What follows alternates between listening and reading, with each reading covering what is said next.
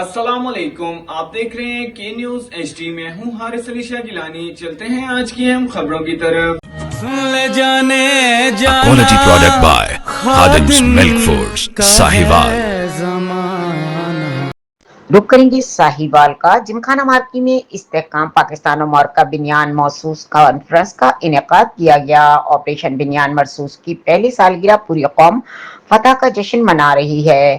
پاک فوج نے دشمن کے ناپاک عزائم کو خاک میں ملا دیا۔ چیئرمین رؤیت ہلال کمیٹی بھارت اور مودی کا ناپاک ایجنڈا پاکستان میں نہیں چلنے دیں گے۔ مولانا عبدالخبیر نے کہا کہ سپہ سالار جنرل عاصم منیر نے دشمن کا غرور خاک میں ملا دیا۔ پاکستان کا بچہ بچہ ملکی دفاع اور افواج پاکستان کے شانہ بشانہ کھڑا ہے۔ پیغام پاکستان بنائیے کہ دہشت گردی اور فرقہ واریت کو ختم کر دیا جائے۔ چیئرمین رؤیت ہلال کمیٹی مودی عالمی سطح پر رسوا ہو رہا ہے۔ پاکستان کا مورال بلند ہے۔ مشرق وسطیٰ میں کشیدگی کے خاتمے کے لیے پاکستان کا کردار مثالی ہے۔